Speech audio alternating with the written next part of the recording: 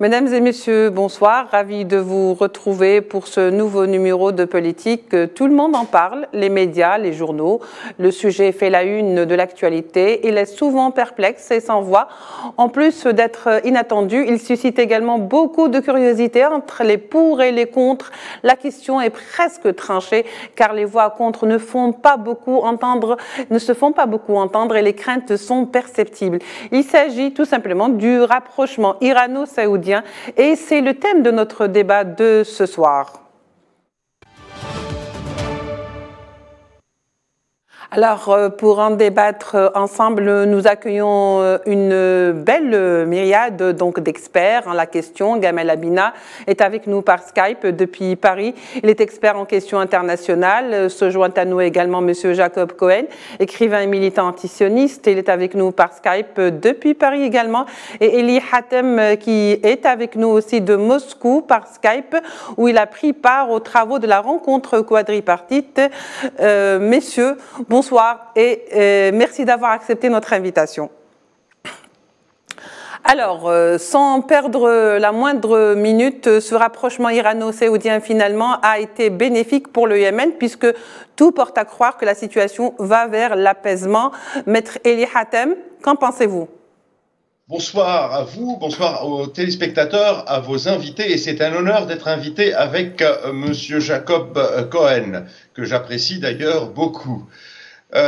Écoutez, il faut se réjouir de cette réconciliation qui est si attendue, parce qu'il faut dire une chose, c'est que le Proche et le Moyen-Orient a besoin donc de la paix. Nous avons besoin d'un dialogue.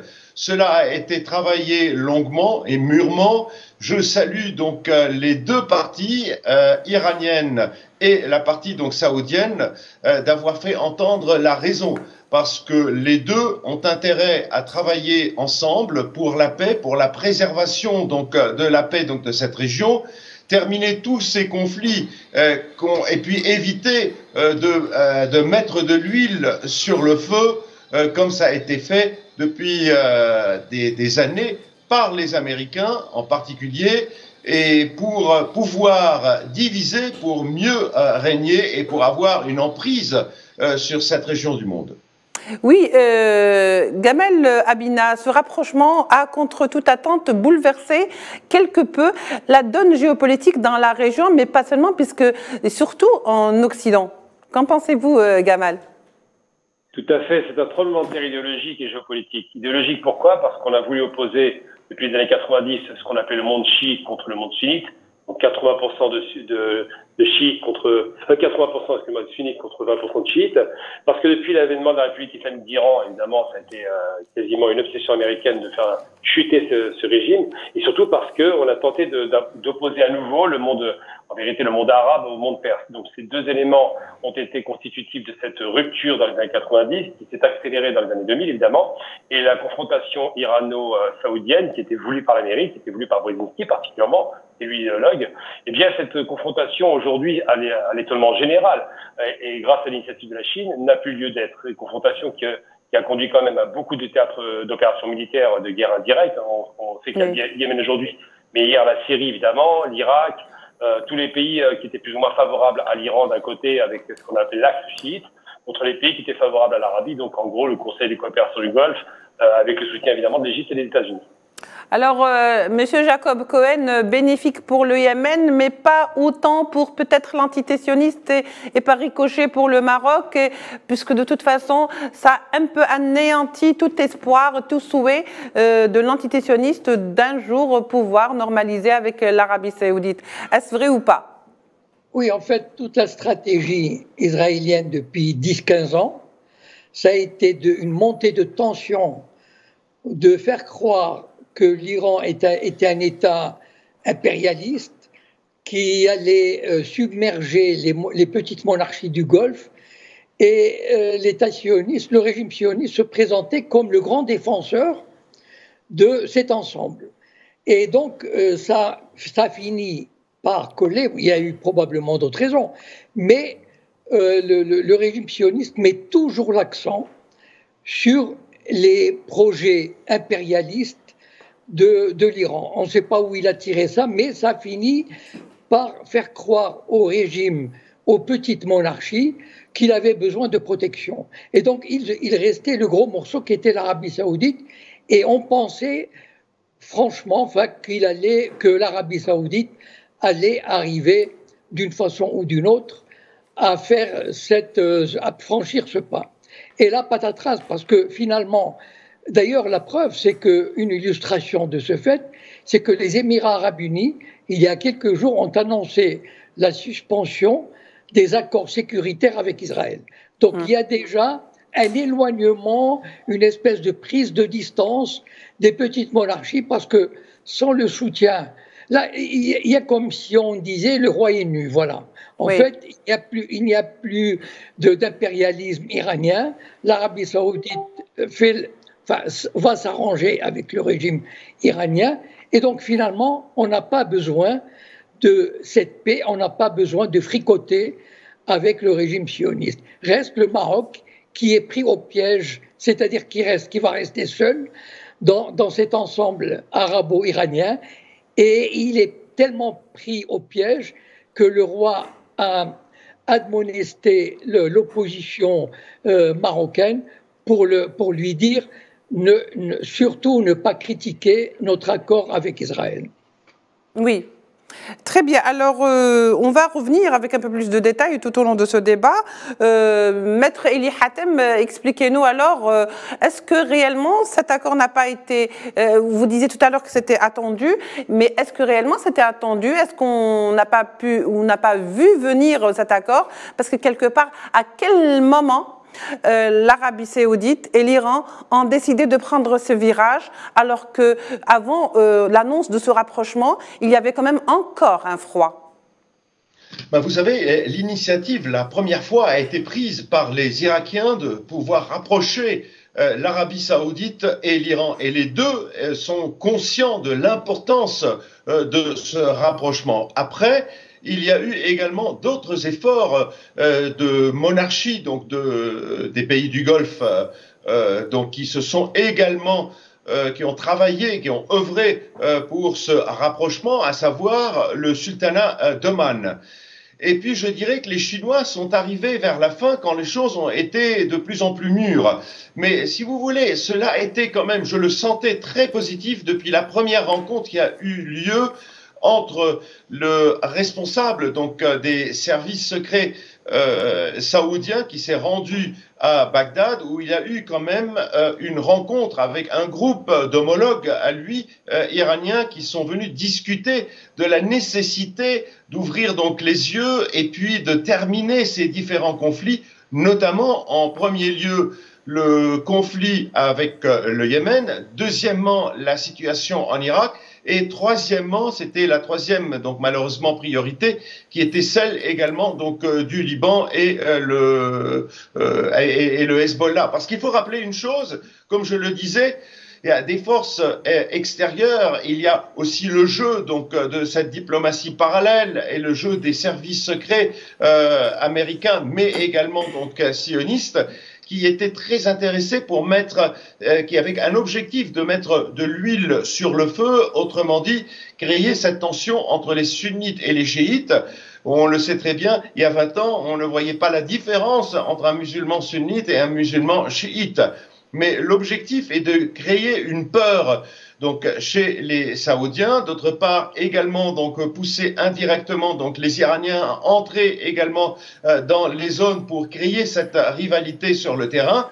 Mais après, il y a un réveil des deux côtés que nous sommes vraiment en train donc de nous battre. Et puis je vais vous expliquer, c'est que le Saoudien aujourd'hui, ou les Saoudiens trouvent que c'est beaucoup plus logique d'avoir de bonnes relations avec leurs voisins iraniens que d'excellentes relations avec les États-Unis qui ne font que utiliser, de traire, si vous voulez, le lait comme de cette vache, je reprends donc l'expression de Donald Trump qu'il avait exprimé lors de sa première campagne aux élections présidentielles aux États-Unis, c'est que l'Arabie saoudite est aux yeux des Américains comme une vache à traire. Quand elle n'a plus de lait, on lui coupe, on lui tranche la tête.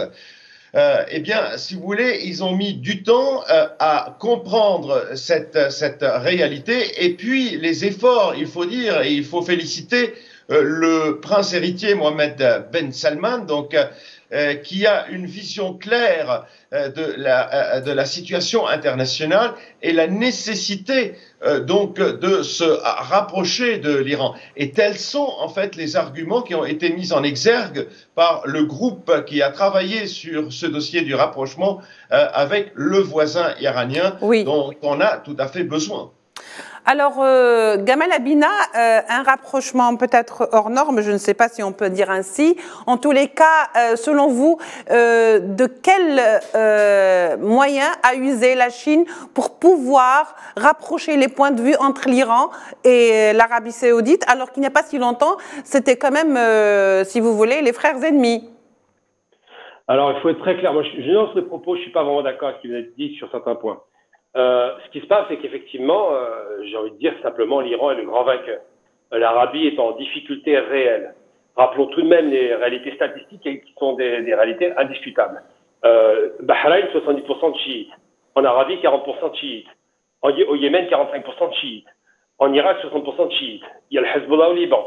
Donc, en gros, ce qu'on appelle le chiisme qui est juste une variante de l'islam, représente en termes d'influence de la part de l'Iran une influence grandissante. Ensuite, je rappelle tout de même que la Syrie est un échec pour l'Arabie, que le Yémen, ça fait des années qu'ils sont embourbés dedans, ils ne s'en sortent pas, qu'évidemment l'Irak est une perte pour l'Arabie qui espérait la chute évidemment des groupes qu'on appelle chiites qui sont plutôt favorables à l'Iran, et surtout, on se rend bien compte que la popularité de l'Arabie a été largement écornée par cette guerre barbare du pays le plus riche de la région contre le pays le plus pauvre, le Yémen.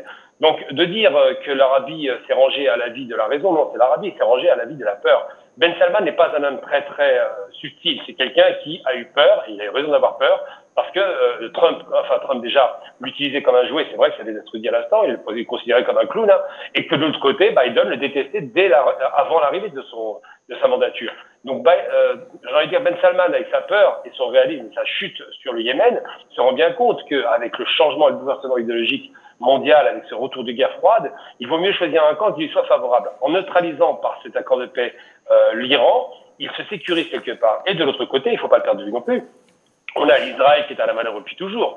Mais comment l'Arabie pourrait-elle faire la paix avec Israël? Et pourtant, ils étaient prêts à le faire. Ils ont tout proposé en 2004 avec ce fameux accord échange de terres contre la paix, mais ça a été refusé. Donc aujourd'hui, l'Arabie en difficulté économique, avec une population qui demande des changements, avec une perte de légitimité au Yémen, en Irak, en Syrie, avec un Iran un grand triomphateur, puisque l'Iran est une grande puissance industrielle, quoi qu'on en dise.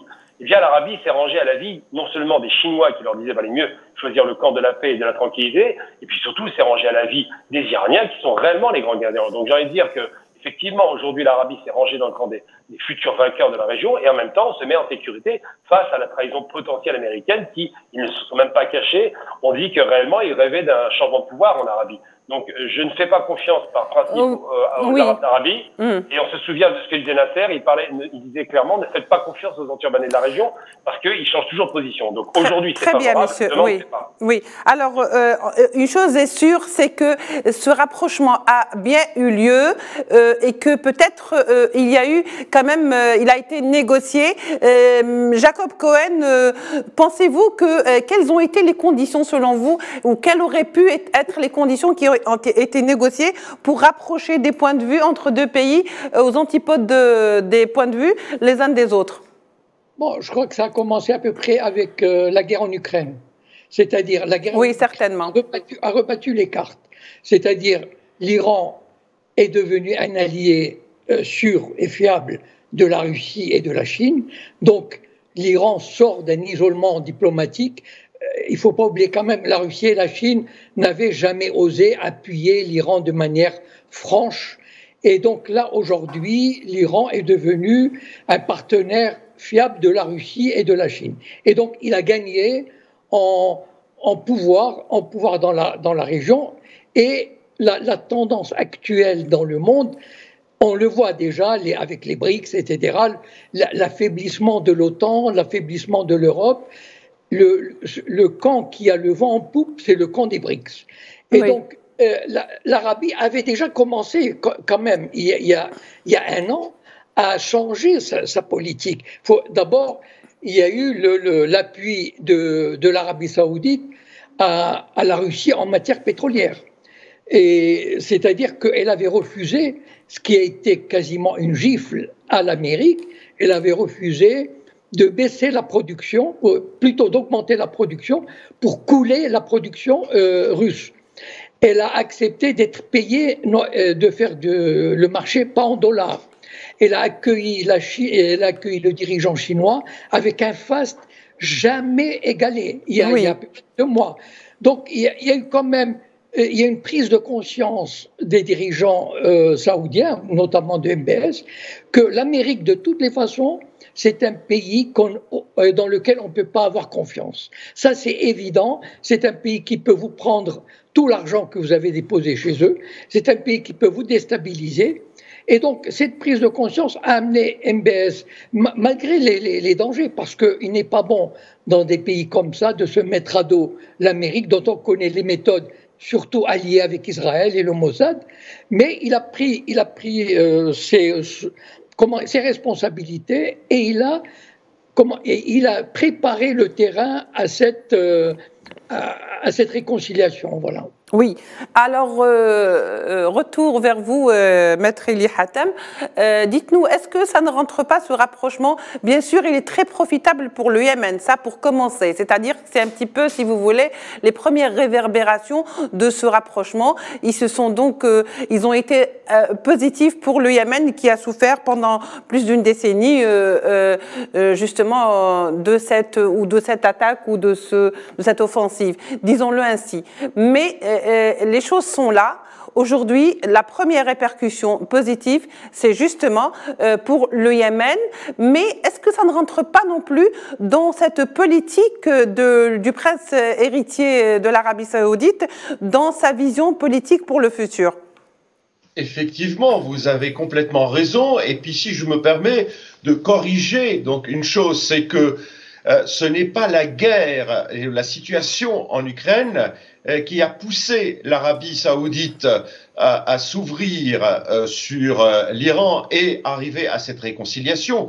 Il y a une prise de conscience de cette situation inextricable et je dirais cette guerre d'enlisement au Yémen, 1 an ou 1 an et demi avant la situation en Ukraine, et je dirais depuis l'arrivée du président Biden au pouvoir aux États-Unis, le réveil aussi donc de l'Arabie saoudite et du prince héritier Mohammed Ben Salman sur le fait qu'ils ont été entraînés. L'Arabie saoudite a été entraînée au Yémen. Et quand vous dites qu'il y a eu des répercussions positives pour le Yémen, moi je dirais pour le Yémen, mais également pour l'Arabie saoudite. Parce qu'on s'est rendu compte que cette guerre, elle a coûté des milliards à l'Arabie saoudite. L'économie saoudienne a été également touchée. Il n'y a pas eu, si vous voulez, donc les dégâts matériels et ces pertes humaines qui sont horribles d'ailleurs au Yémen, mais nous avons, en tant qu'Arabes, moi je dirais, nous avons été entraînés par les étrangers dans des conflits internes et nous avons creusé notre tombe par nos propres mains parce que les conséquences sont néfastes pour ce pays voisin de l'Arabie saoudite. Et ce réveil a eu lieu avant la crise ukrainienne, mais la crise ukrainienne n'a fait que accélérer les choses parce que là, comme on peut le constater au niveau géopolitique, au niveau international, le monde s'est clairement de plus en plus, je dirais, montré ou changé. Ce n'est plus un monde unipolaire, mais on voit l'émergence d'un nouveau monde qui est celui je dirais, le nouveau monde libre, qui est constitué par la Russie, par la Chine, par l'Iran, par l'Inde, par le Pakistan, l'Amérique latine, l'Afrique, etc. Donc l'Arabie saoudite et les autres pays du Golfe se sont entraînés donc dans ce monde-là. Il n'y a pas de contradiction, si vous voulez, dans cette démarche, parce que le prince et l'Arabie saoudite et les autres pays du Golfe n'ont pas voulu prendre une véritable prise de position anti-russe primaire comme les alliés donc des États-Unis et les membres de l'OTAN qui sont pris en otage par les États-Unis ont fait, mais c'était le moment de continuer cette stratégie en faisant partie de ce monde libre, donc de se rallier à cette position. C'est celui, on ne peut pas, si vous voulez, en même temps ne pas critiquer et ne pas s'opposer ouvertement à la Russie, se rapprocher également donc de la Russie d'une part, la Russie qui quand même est proche de l'Iran, qui lui fournit du matériel militaire, et en même temps garder ce froid. Donc la situation en Ukraine n'a fait qu'accélérer ce processus de rapprochement saoudo-iranien. Parfait. Gamal Abina, alors est-ce une déroute pour Biden et un triomphe quelque part pour le président chinois, ou est-ce qu'il y aurait autre chose à dire? Le triomphe pour les Chinois, c'est que c'est leur premier acte de négociation, d'intermédiation qui a parfaitement fonctionné. Une déroute pour Biden parce qu'effectivement, il n'espérait pas du tout un rapprochement, alors qu'il a un problème vraiment, il est assez très opposé à l'Iran d'ailleurs traditionnellement. Il ne s'attendait pas à un tel rapprochement. Mais il faut savoir une chose, c'est que l'Arabie joue une partie fine intelligente là pour le coup, parce qu'il y a quand même deux détroits très importants dans la région. Le détroit d'Ormuz qui est donc qui est frontalier de l'Iran et de l'Arabie, et puis surtout le détroit de Bab el-Mandab, qui est l'autre détroit dans le sud du Yémen. Et ces détroits, c'est là où passe le plus important contingent de gaz et de pétrole.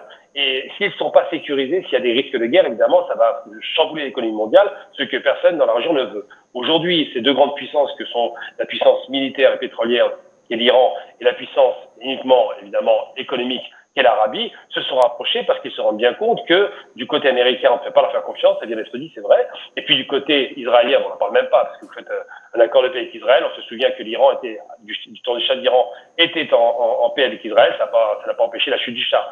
Donc on ne peut pas faire confiance en ces puissances hégémoniques qui ont toujours un peu mis la pagaie dans la région et qui ont créé des guerres entre frères. C'est bien de le rappeler, l'Arabie heureuse, donc le Yémen, ce pays qui est martyr aujourd'hui, avec des milliers de personnes, des millions de personnes qui sont quasiment aux portes de la faim, doit sortir de cette guerre. Et le seul moyen pour y arriver, de faire en sorte que cette minorité chiite qu'on appelle les Houthis, qui en réalité sont les Zaïdites, c'est le nom du leader Hussein Houthi qui a donné ce mouvement-là, oui. Et bien cette minorité chiite doit être entendue, respectée comme pour tout le reste du Yémen, parce qu'évidemment le Yémen c'est quasiment 50% de chiites, 50% de sunnites, mais c'est la même population qui s'est réunifiée en 90 et qui depuis 2004 ne cesse de connaître des guerres. Donc l'Arabie le sait, elle s'épuise dans une guerre inutile, c'est un enlisement, elle a tout intérêt à faire la paix avec l'Iran car elle trouvera un terrain d'entente au Yémen pour enfin sortir de ce conflit catastrophique qui a ensanglanté le territoire pendant pratiquement 15 ans.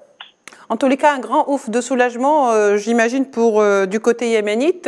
Monsieur Jacob Cohen, oui. Quel dessin peut-on faire de l'avenir de la région avec ce rapprochement, surtout sur le plan politique et géostratégique? Est-ce que, en termes plus clairs, il va y avoir d'autres alliances ou de nouvelles alliances qui vont se créer et voir le jour? Bon, moi je verrais plus, disons, une réunité, disons, le monde arabe va se réunifier, c'est-à-dire que Israël a perdu un atout essentiel, c'est-à-dire que quel était le but d'Israël? C'est de faire croire qu'on peut faire la paix, qu'on peut arriver à une situation de paix, tout en tout en traînant sur la solution du problème palestinien auquel Israël ne voudra jamais apporter une solution. Bon. Mais en laissant cette porte ouverte, et donc finalement, et d'ailleurs, ironiquement, il y a une semaine avant le rapprochement entre l'Arabie saoudite et l'Iran, l'Arabie saoudite a posé des conditions pour la paix avec Israël. Et vous savez, une des conditions était la possibilité d'obtenir des garanties pour un nucléaire civil. Oui, oui. Or vous savez que le régime sioniste a interdit à tout le monde arabe de maîtriser le nucléaire civil. Oui. Bon. Brièvement, Monsieur Jacob Cohen, oui, allez-y. L'Irak l'a payé, on le sait, c'est-à-dire l'Irak avait développé une centrale nucléaire civile oui. Gérée par la France. Et elle a été détruite en 1981. Ses principaux responsables ont été assassinés, dont le directeur par le Mossad à Paris. Et donc, En 2007, la Syrie avait tenté la construction d'un... Merci. Oui. Oui. On peut faire rapidement, M. Jacob Cohen, par manque de temps. Elle a posé, l'Arabie Saoudite a très intelligemment et moi j'ai trouvé ça génial. Oui. De dire à Israël, voilà, vous voulez la paix, alors laissez-nous avoir du nucléaire. Voilà, exactement. Je crois que c'était la condition. Dans une situation très, très délicate. Et aujourd'hui, Israël n'aura plus rien. Oui. Même ça, voilà. Merci beaucoup. En tous les cas, excusez-moi si je vous ai un petit peu interrompu dans votre élan, parce qu'on est obligé, c'est un petit peu les impératifs du temps. Messieurs, je vous remercie un à un. Gamal Abina, vous êtes expert en questions internationales. Monsieur Maître Eli Hatem, vous êtes avocat international et conseiller politique. Monsieur Jacob Cohen, militant antisioniste et écrivain. Je vous remercie d'avoir enrichi ce débat. Mesdames et messieurs, merci de nous avoir suivis. Au revoir. On se retrouve la semaine prochaine pour de nouveaux numéros de Politique. Au revoir.